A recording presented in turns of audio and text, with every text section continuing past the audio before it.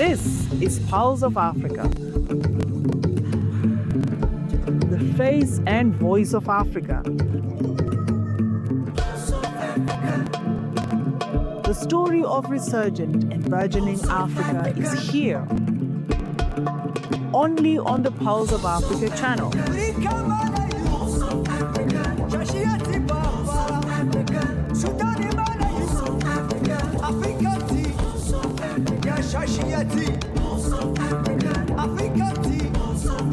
Pulse of Africa, the face and voice of Africa.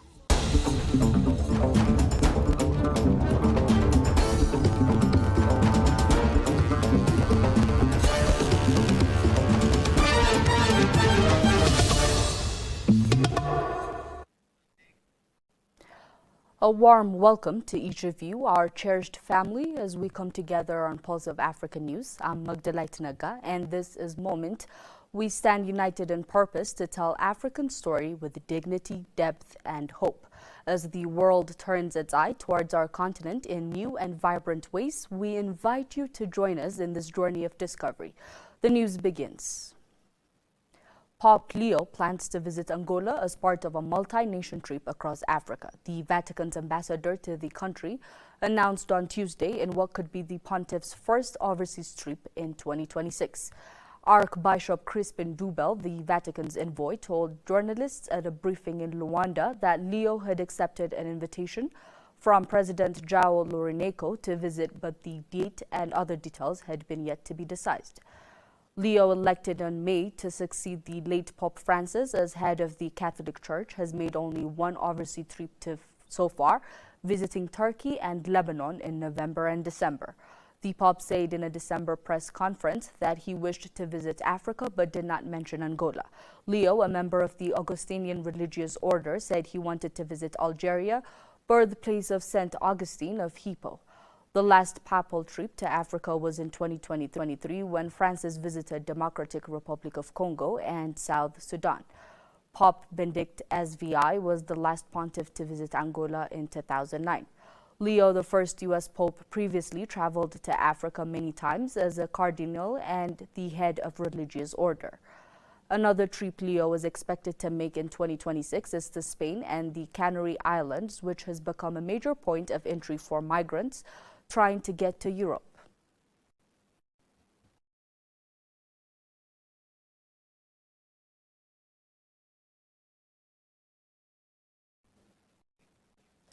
Global digital sensation LuxSE Darren Walton's GR made a symbolic visit to the historic Adwa Memorial Museum in Addis Ababa, walking barefoot to pay respect to Ethiopia's legacy of resistance. On Tuesday, a 21-year-old American YouTuber whose content reached over 150 million followers worldwide visited Ethiopia to showcase the country's rich culture, history, and daily life to a global audience. His visit to the Adwa Victory Memorial site of Ethiopia's decisive 1896 victory over Italian forces was one of the most widely shared moments of his trip. By walking barefoot at the memorial, LuxSE honored the courage and sacrifice of Ethiopia's warriors, connecting symbolically with the resilience and pride that the Battle of Adwa represents. The symbolic act quickly went viral, resonating with viewers worldwide and sparking renewed interest in Ethiopia's proud history. The victory not only preserved Ethiopia's sovereignty, but also became a global inspiration for Black liberation movements, making the visit a significant cultural gesture that resonated with millions online. The Battle of Adwa, fought on March 1, 1896, stands as a singular moment in the world history, marking one of the few instances in which an African nation decisively defeats a European colonial power. Ethiopia's victory over Italy was not just a military triumph, but a profound assertion of sovereignty, dignity, and resilience, inspiring anti-colonial movements across Africa and the African diaspora. Fans across social media praised the YouTuber's respectful homage, noting that his viral coverage brings international attention to Ethiopia's historical landmarks and strengthens global appreciation for the country's heritage. Throughout the day, LuxSE live-streamed his journey across the capital, drawing nearly 200,000 stimulus viewers, while Ethiopian YouTubers and content creators closely followed and joined the unfolding digital moment. As millions tune in from around the world, Ethiopia once again stands at the center of global attention, this time through the lens of a smartphone, a live stream, and one of the internet's most influential personnels. Branded Speed Does Africa, the YouTuber tour spans 20 African countries and has already generated massive digital impact. During his recent stop in Kenya, iShowSpeed gained more than 300,000 subscribers in a single day, pushing his YouTube audience to 48 million. Similarly, he gained more than 250,000 subscribers during his time in Ethiopia.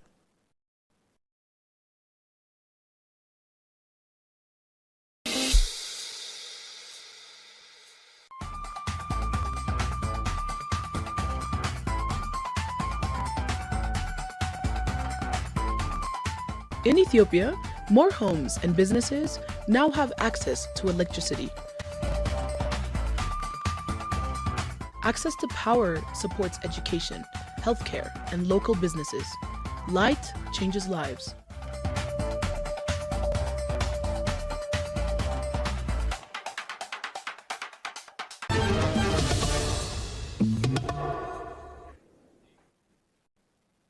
Algeria has begun rolling out the AMLAC information system nationwide, a platform designed to replace paper land titles with a fully electronic system. The General Directorate of National Domain, DGDN, announced the move as part of broader efforts to speed up the digital transformation of land administration. All land registry and land conservation officers are expected to be connected to the unified system. The shift to electronic land titles is intended to address weakness in the existing paper-based process, which is prone to long delays, difficult updates, and the risk of document losses or forgery. By centralizing the issuance, modification, and achieving of land titles, AMLAC is expected to improve data accuracy and coordination among public services involved in land management.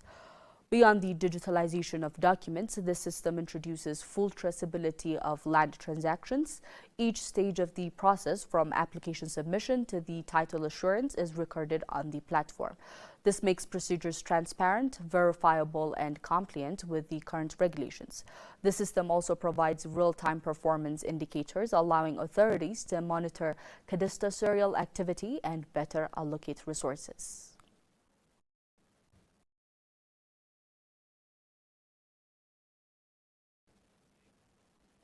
Togo has set up a National Forest Seed Center (CNCF) to support forest development and climate change mitigation.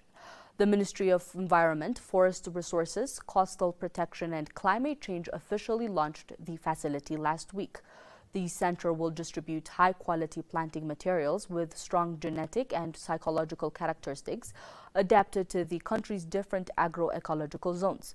Operating under the technical oversights of the Office of Forest Development and Exploitations, ODEF, the CNCF will also contribute to reforestation efforts and the conservation of forest species. It will support research on endangered species and certify seeds intended for commercial uses and national reforestation programs. As part of this mandate, the center will identify natural seed production areas and control phenological studies to optimize harvest periods. By supplying certified seeds, the CNCF is expected to play a role in restoring forest cover and improving vegetations nationwide. The initiative is also expected to create skilled jobs, including positions for forestry technicians and seed specialists. With the launch of the CNCF, Togo joins other West African countries with similar facilities such as Burkina Faso and Senegal, as it strengthens its approach to environmental protection.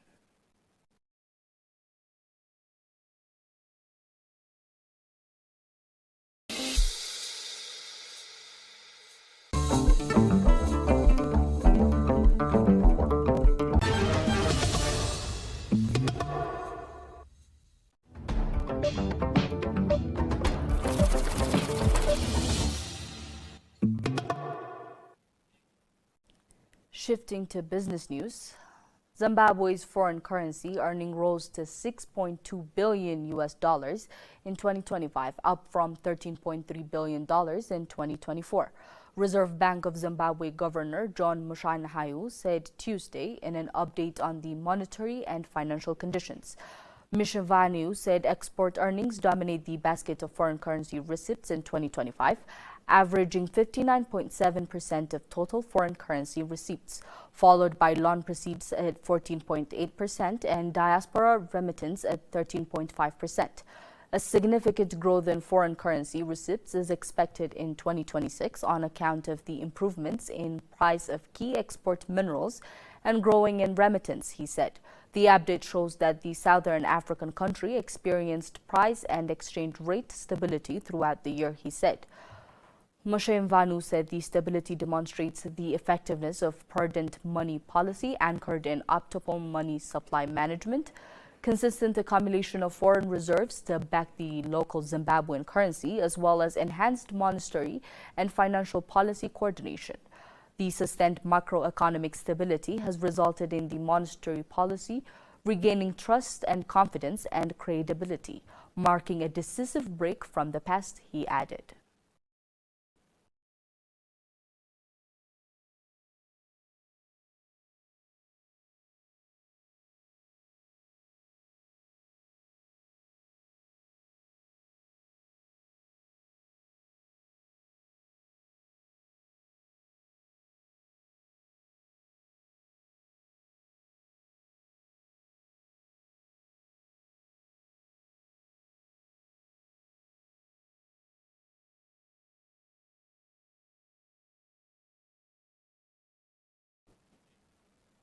A West African social bond has officially been listed on the Luxembourg Green Exchange LGX for the first time. The LGX is world's leading platform for sustainable bonds. The WAEMU Regional Mortgage Refinancing Company, CRRH-UEMOA, celebrated the dual listing of its approximately €91 million social bond during a listing ceremony in Luxembourg. The bond is listed on both the Regional Security Exchange, BRVM, and the Luxembourg Stock Exchange. It was the first 2026 listing at the LuxSE involving a West African issuer. It undergoes the regional marks, growing international visibility beyond the symbolism. The operation marks a structural milestone for West African financial markets. It is the first UEMOA social bond admitted to the LGX platform and the first effective dual listing between the BRFVM and the Luxembourg Stock Exchange since the Memorandum of Understanding was signed between the two entities in 2022. This long-awaited step gives concrete from the efforts to better integrate African markets into international financial circuits.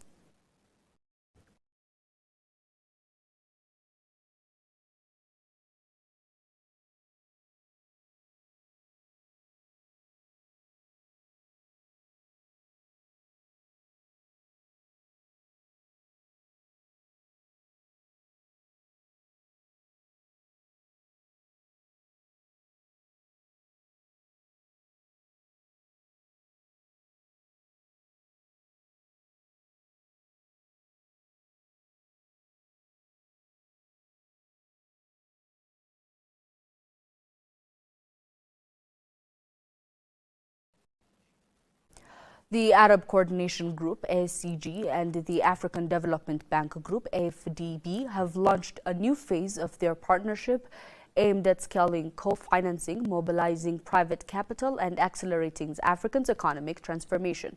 The high-level consultation meeting convened at the AFDB's headquarters in Abidjan established a common platform to move from fragmented cooperation towards programmatic large-scale co-investment aligned with the continent's economic development priorities.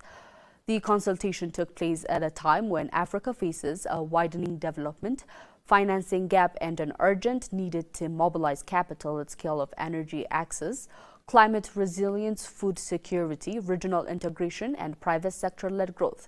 It also reflected the collective ambitions of the ACG's members to expand their engagement with Africa, deployed a more coordinated and catalytic manner.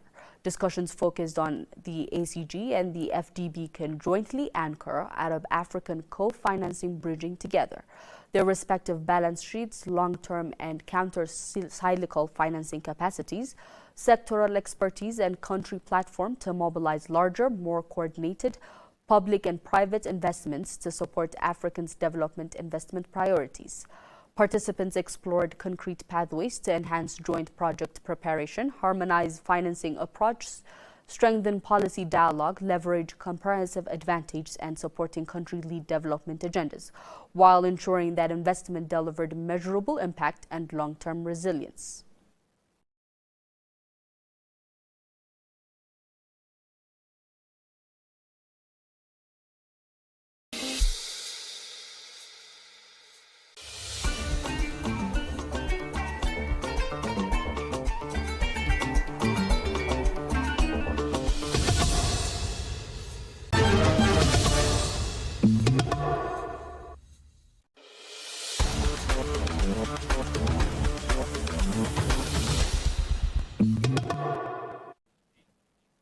And finally, sport news. The draw has been concluded for the preliminary round qualifiers of the Africa Cup of Nations AFCON Kenya, Uganda, Tanzania 2027, throwing up several regional rivalries. 12 teams have entered the stage at the lowest placed sides on the continent in the FIFA World Rankings, with the 6 winners of the preliminary round ties advancing to join the other 42 CAF members associations in the group stage of the qualifiers. Seychelles and Lesotho will face an all Southern African tie that will see the Indian Ocean Island nation host the first leg, while Djibouti and South Sudan meet in a fixture between 2 East African nations, with Djibouti at home first. Chad will host Burundi in the first leg of their tie, while Somalia welcome Mauritius for the opening leg for their fixture. Eritrea will be at home first when they host Eswatini, and Sao Tome and Principe welcome Ethiopia for the first leg of their clash. The ties will be played during the next FIFA international window between 25 to 31 March 2026. The AFCON Kenya, Uganda, Tanzania 2027 will make history as the first time nations have co-hosted Africa's biggest show.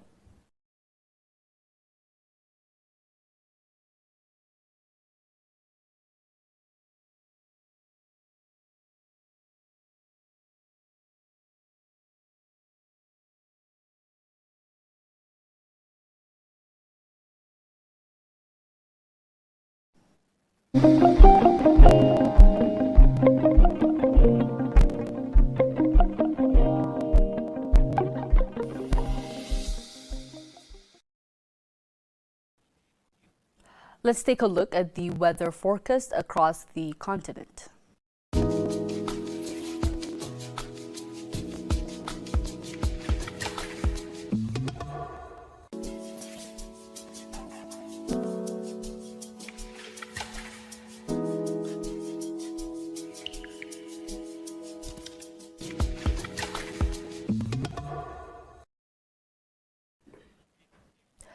That's it from us for this hour. Thank you for being with us. Goodbye.